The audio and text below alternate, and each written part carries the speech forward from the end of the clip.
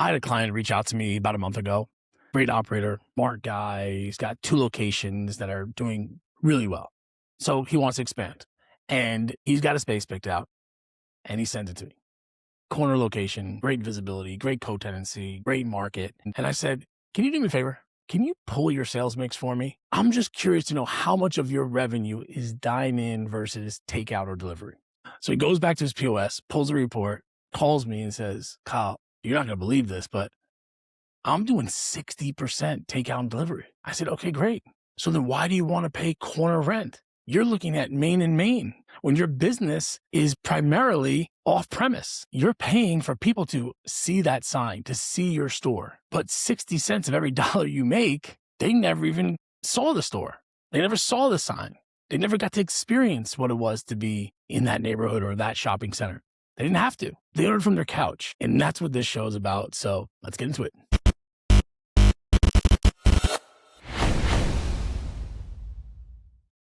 Otter isn't just a POS. It's the operating system for your restaurant. With Otter, you can manage in-store and online orders, update menus, and track sales across all your channels from one single dashboard. Otter helps restaurants grow, built-in loyalty, automated marketing, and tools that help drive repeat customers. Plus, with Otter Revenue Recapture, you can automatically dispute delivery chargebacks, helping recover thousands in lost revenue over time. From kiosks and kitchen display systems to handhelds at the table, Otter's hardware is designed to keep both the front and back of the house running smoothly. Join thousands of restaurants switching to Otter to simplify operations, save money, and scale smarter.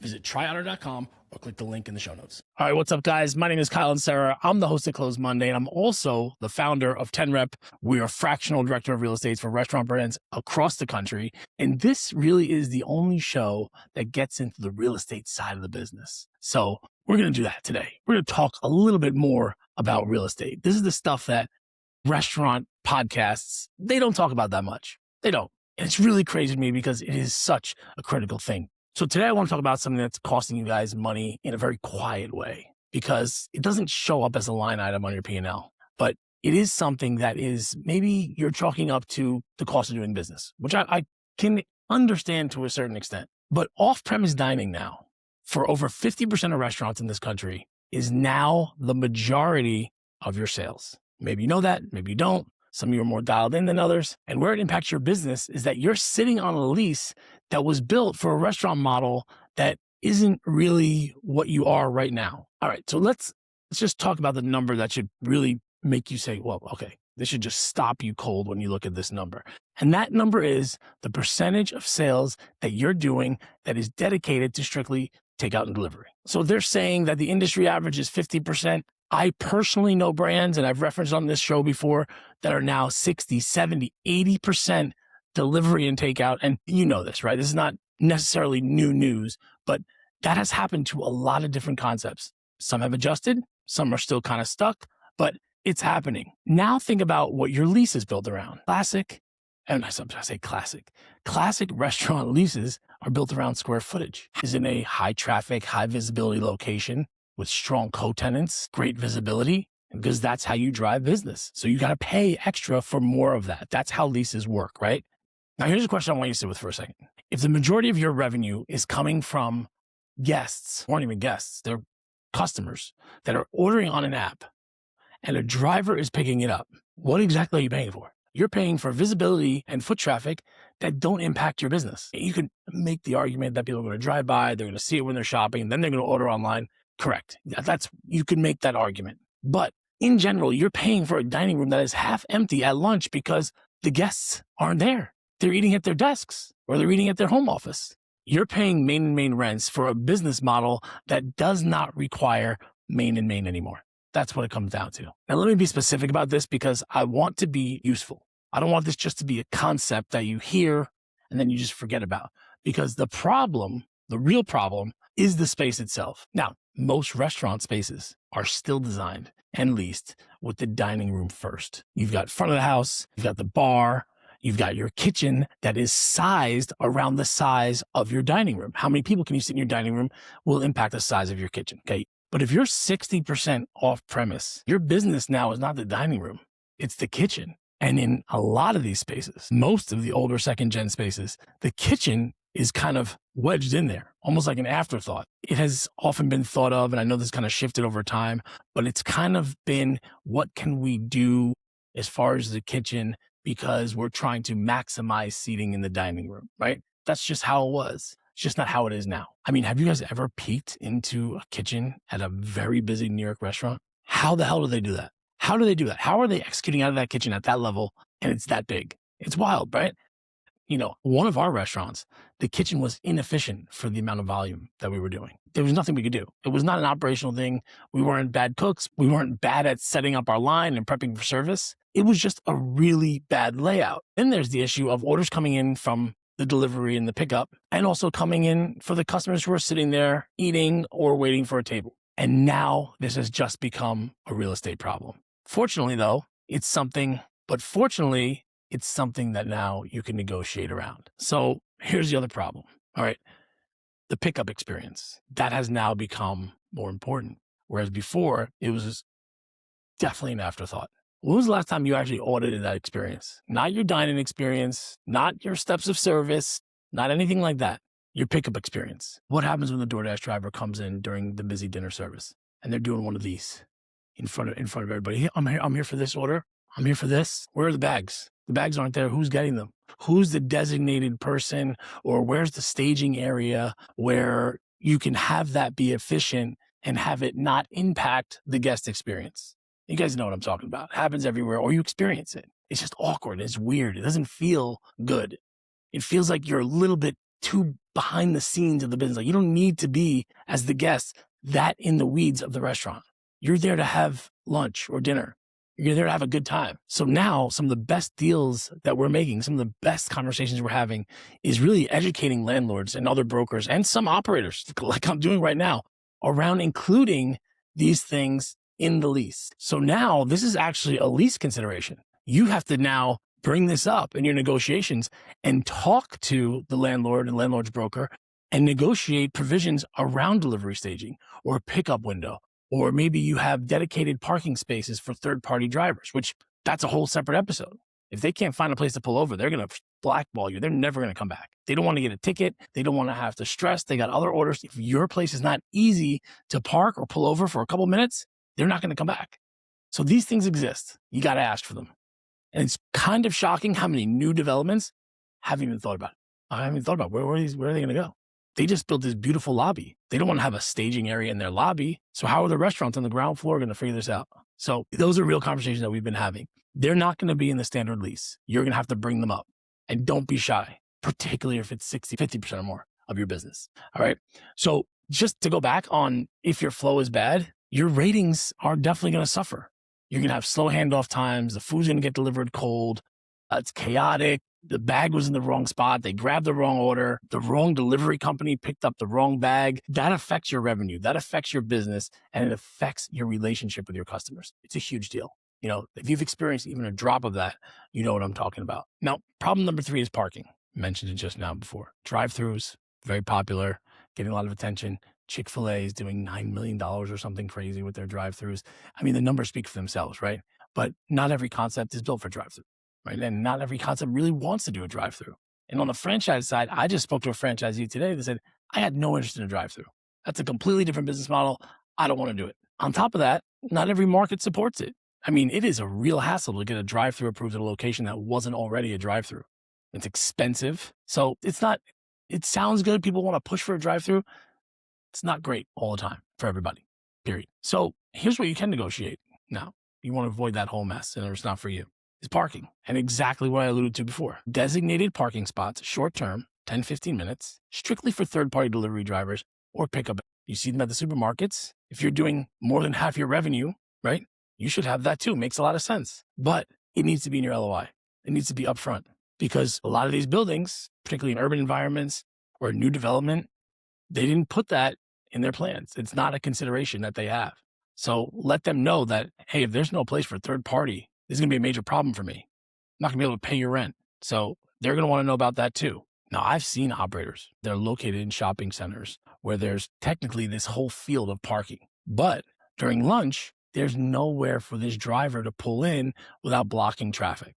5, 10, 15, 20 years ago, the landlord never considered this.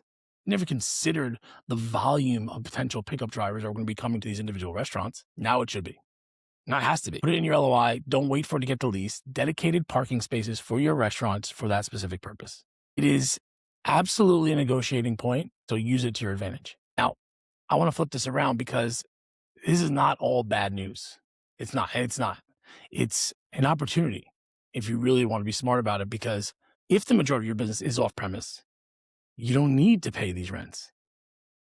Take that money and put it into your marketing, because people are going to find you on the phone. Spend money on that. Think about what visibility actually buys you. Buys you impulse. Buys you impulse visits. People saying, oh, stop by. Oh, there they are. Stop by. I mean, that's a real thing. Has value. I think the whole ghost kitchen fiasco kind of proved that you need some visibility. But if 60% of your customers are finding you on the phone, it's just worth less to you. Okay, it's not worth what it used to be worth to you. So if I were you and you were in this, if I were you or you were my client, and this is how we would approach this. Look at spaces that your competitors are maybe passing on. Look at the space that your competitors are passing on because they don't have that corner visibility. That space that's, not really on the main drag in the market, but it's kind of there. Maybe, people aren't going to find us. Or that space that you're considering in like this new mixed use project. It has great kitchen infrastructure. The landlord's going to give you a bunch of TI. It's got a ton of parking, but can't really see you from the highway. Now you can go back to them and pay less for those reasons, right? It's not an end cap. It's in line. It's not on the main drag. It does lack visibility from where everybody is kind of clustering around when they go out for lunch or dinner. Because if your model is built around delivery and pickup and your customers are finding you online, on Instagram, on TikTok, on Grubhub, it just doesn't make sense, right? It doesn't make sense to pay that money. So your business doesn't care. You don't care about those things. Now, am I saying don't pay for visibility? No. Again, the ghost kitchen example. Some of your concepts, foot traffic, for some of you guys, your concept is based entirely on foot traffic. That's your whole model. But there are markets where you're new and you need that discovery. So I'm not saying this is just a binary thing. What I'm saying is look at your business. Make a decision based on what you're actually doing. What percentage of your revenue actually requires visibility? And are you paying for visibility on the percentage that doesn't? And I also want to talk about something here that nobody is doing yet. Your delivery data is part of your site selection process. It's a tool that you can use every week. Your DoorDash and Uber Eats dashboards are telling you something incredibly valuable. They're telling you where your customers live, what zip codes are ordering from you, what neighborhoods your delivery radius is pulling from. I've mentioned this before. I have clients that use that as their be-all, end-all decision-making tool for new locations. It's a heat map. It's a heat map of your actual customers, and they're going to give it to you. If you've got strong delivery volume coming from this neighborhood or that neighborhood, and you don't have a physical location there, it's kind of a signal. That neighborhood already knows you without a storefront there. Kind of wild to think about, right? They're loyal to you, and most likely they'll never come to your store. So you're not building a new brand from scratch in that market. You're going to move to that market, continue to serve those customers, and expand, and then do it again and again till your heart is content with the number of units you have in that market. You've opened a location and you've already got a built-in customer base from day one.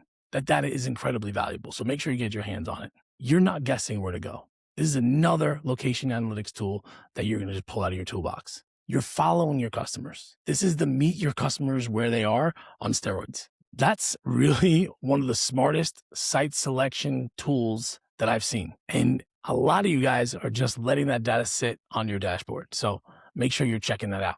But let me just tie this all in from the real estate perspective again, because that's really where we're coming from. If you are one of these businesses and you're heading into a lease negotiation, knowing that you do 60% off premise, or your business is kind of heading there, or you wanted to head there, you're going to make that your new push, your negotiating posture needs to reflect that. So here's what I mean. Your rent should not be calculated solely on the assumption that you're driving maximum walk-in traffic from a high visibility corner. If your model does not require that, do not pay for it.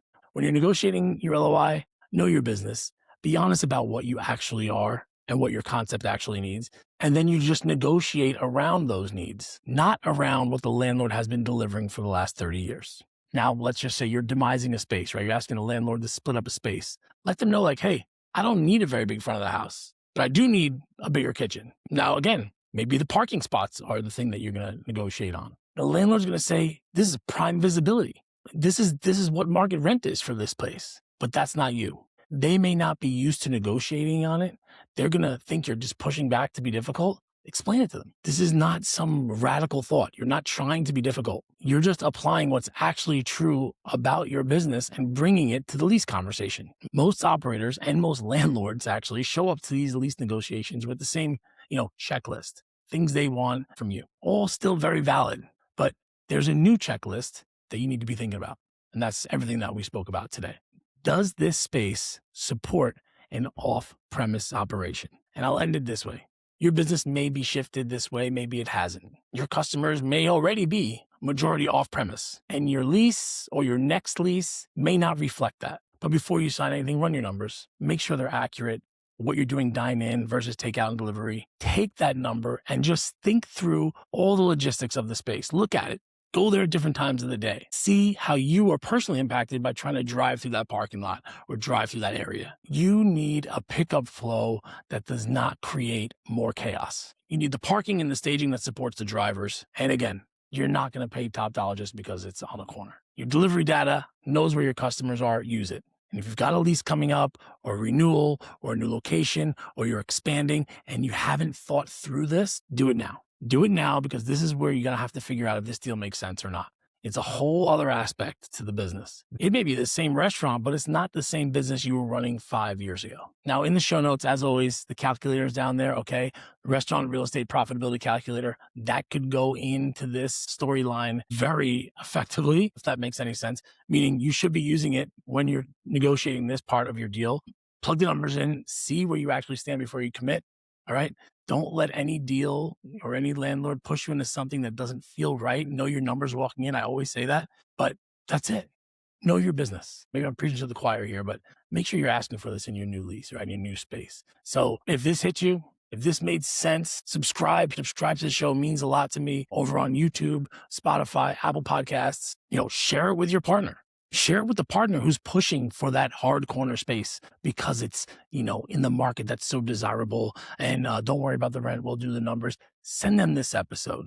Have them use the calculator, because the smartest real estate decision that you can make right now is understanding what your business actually needs and negotiating exactly for that, nothing more. All right, guys, I'm Kyle and Sarah. This is Close Monday, and I'll see you next week.